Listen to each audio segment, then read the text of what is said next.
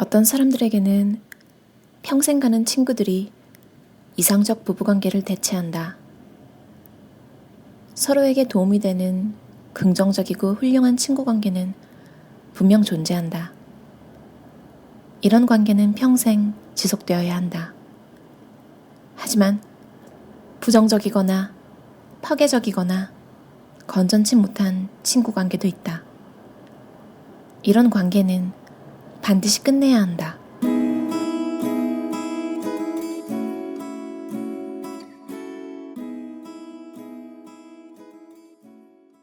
수많은 연구자들이 단 한 명일지라도 친구가 있다는 사실과 수명 연장, 더 나은 정신건강과 유방암이나 심장마비로부터의 생존율 증가 사이에 상관관계를 찾았다. 저자 젠 예거는 미국에서 가장 인정받는 대인관계 전문가래요. 주로 친구관계에 대한 연구를 많이 하는데요. 30년 동안 어릴 적 친구, 동창, 지인, 직장 동료를 포함하는 넓은 친구 관계에 대해서 연구했대요. 특히 저자가 연구한 미국이잖아요. 미국 사람들은 그냥 거의 그런 미드 같은 거 많이 보셨으면 아실 거예요. 거의 그냥 뭐 오늘 알았어도 친구라고 부르잖아요. 그러니까 단어의 사용의 범위가 너무너무 넓은 것 같아요. 한국 사람들보다는. 그래서 어떻게 보면 실제로 이 사람들은 정말로 그거를 구분하고 생길 수 있는 피해 같은 거를 예방해야 되는 게 더 발전했을 것 같긴 해요. 저도 이렇게 딱 정해져 있고 이런 걸 읽기 편하는데 이 저자가 21가지 해로운 인간관계 유형을 일원화해서 정리를 딱 해놨어요. 그래서 되게 읽기 쉬운 것 같아요. 제가 한번 21가지 해로운 인간 유형에 대해서 이야기를 해볼게요. 내가 멀리해야 할 사람 21가지 유형. 1. 약속을 지키지 않는 사람. 거듭해서 당신을 실망시키거나 약속을 지키지 않는다. 오래된 친구보다 저는 최근에 이런 일을 겪었거든요. 좀 새로 알게 된 친구인데 첫인상이라는 게 있잖아요. 약간 허풍이 심하고 그러니까 모른다는 말을 못하는 친구였어요. 너 이거 어디 있는지 알아? 가볍게 물어본 건데 그런 거에도 모르면 모른다는 말을 못한다는 인상을 받았는데 그게 결국 여러 번 만나보니까 그때 첫인상보다 더 심한 상태여서 서서 연락을 끊게 됐거든요. 그 친구는 한 번도 제 시간에 온 적이 없어요.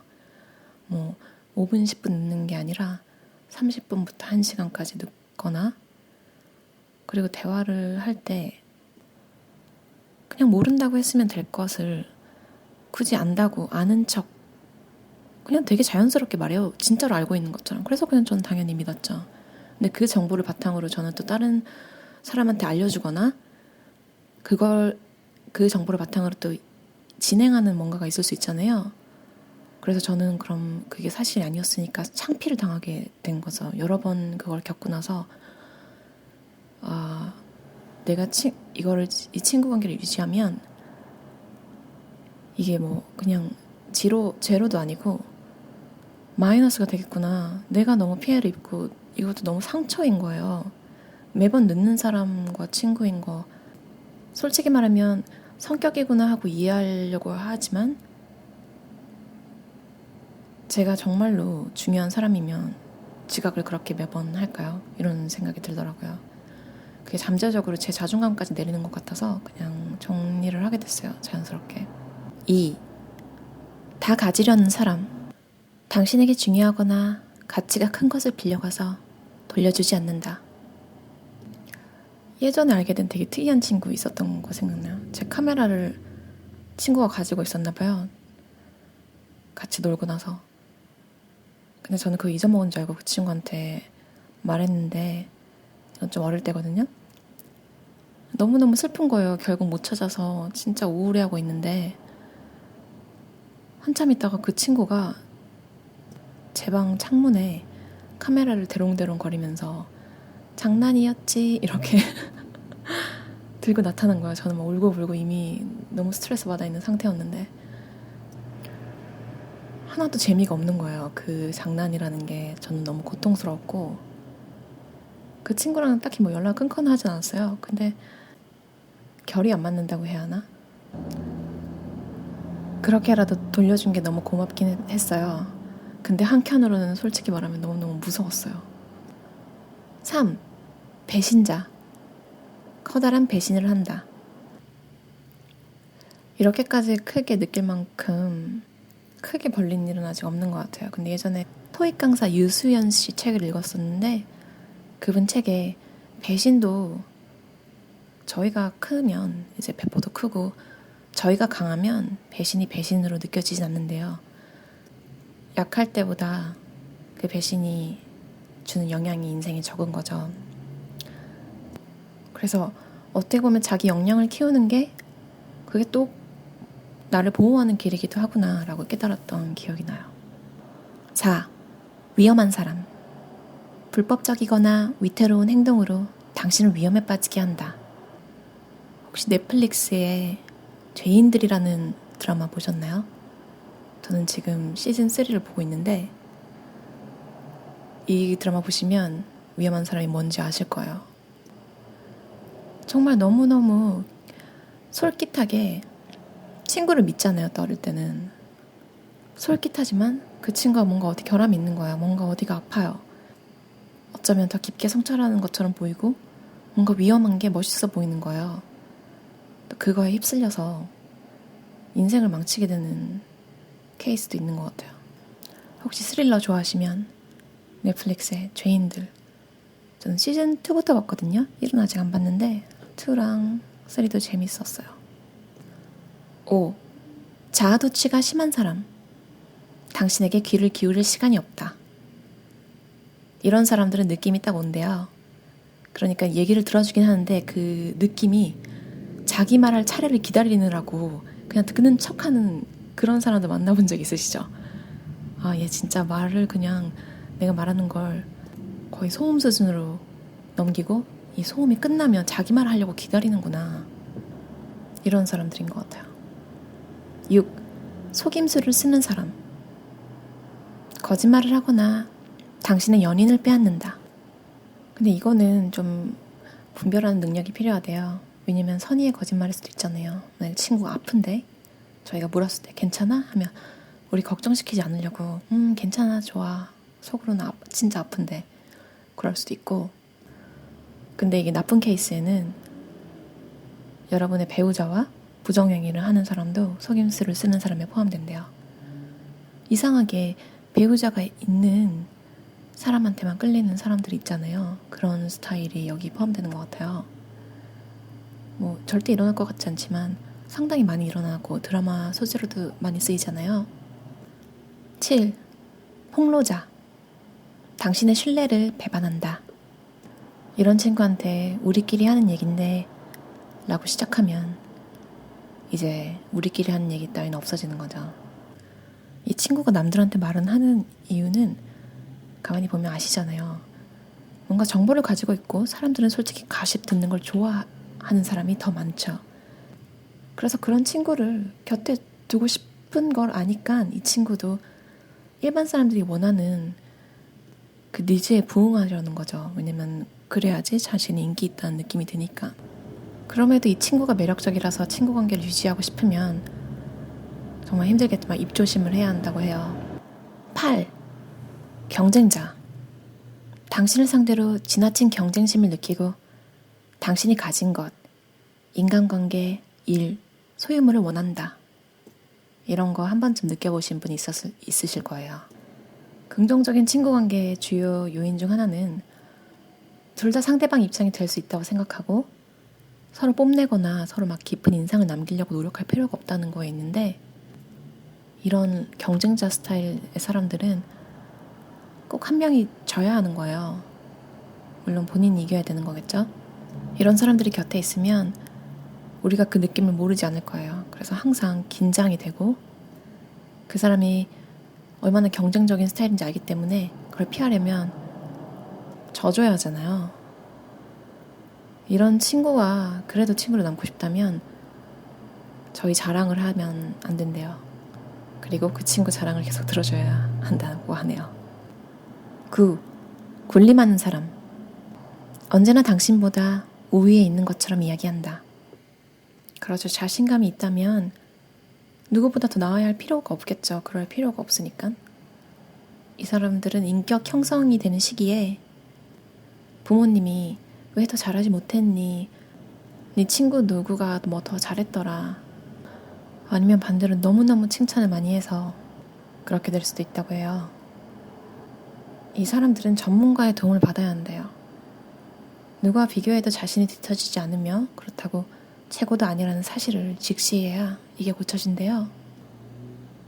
이 친구랑 친구관계를 유지하고 싶으면 단체로 만나는 걸 추천한대요. 왜냐면 1대1로 만났을 때 되게 경쟁을 막 하려고 하잖아요.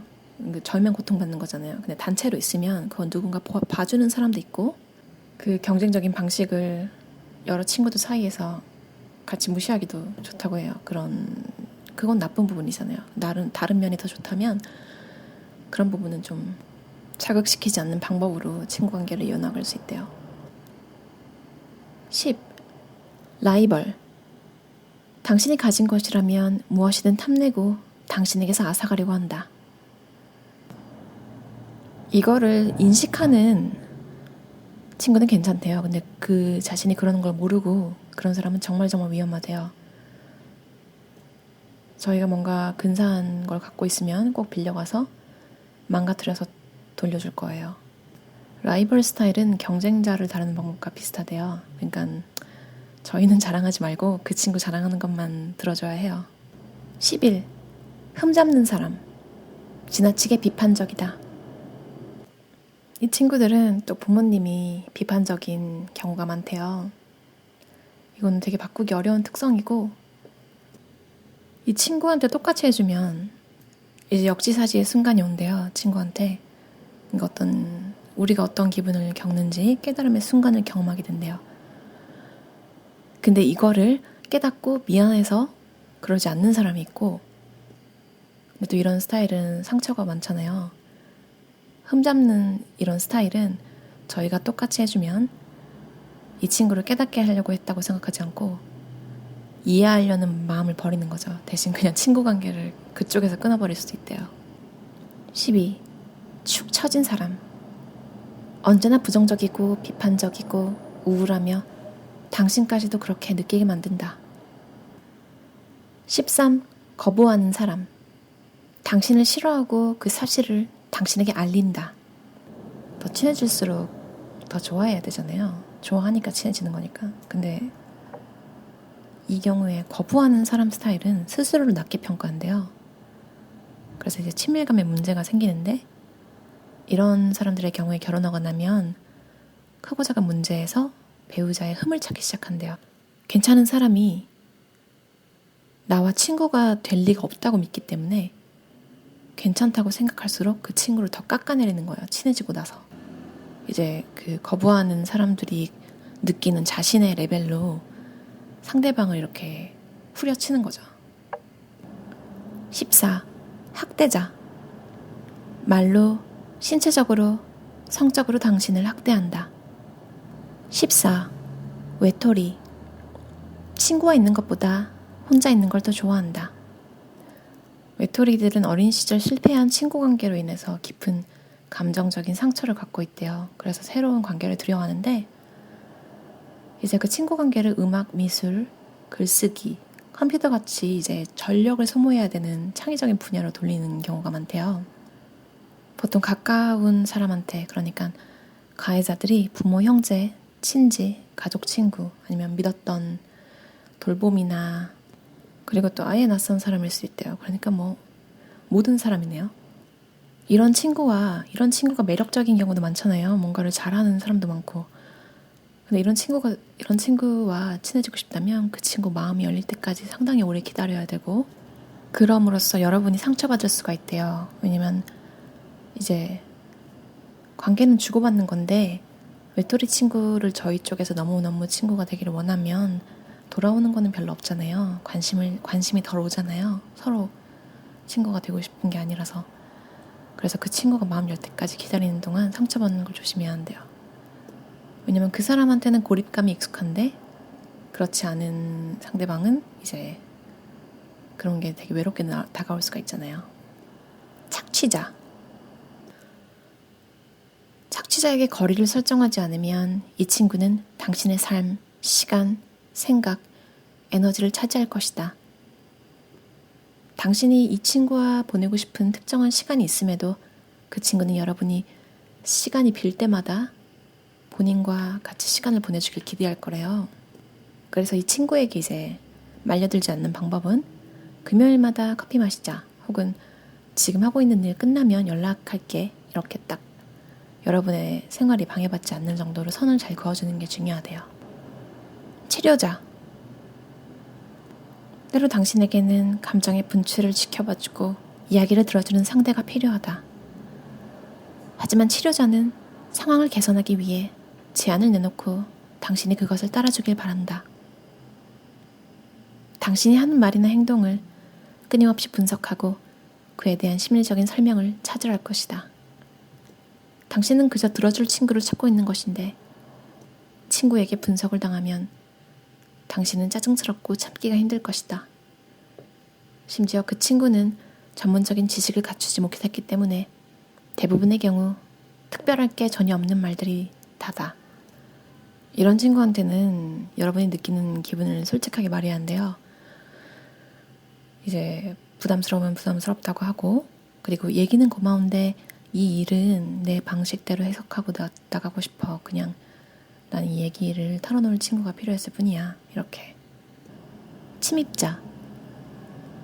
침입자인 친구는 당신의 삶, 당신의 의견, 커리어에 관심을 가진 사람이다. 처음에는 이런 친구들이 관심을 주니까 으쓱해진대요.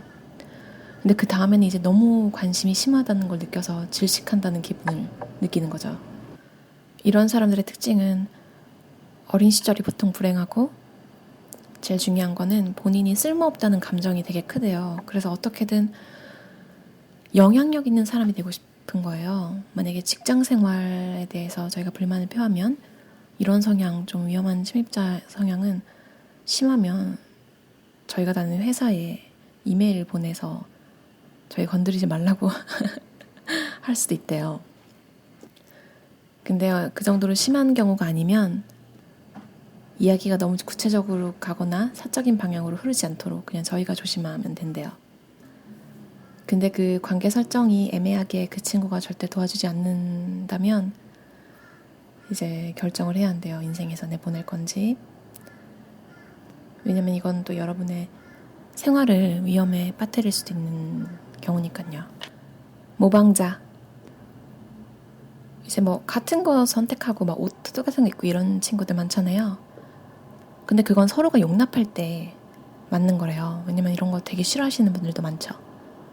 왜냐면 사람은 모두 다 유니크해지고 싶은 감정이 있잖아요. 그러니까 그런 욕구라고 해야 되나?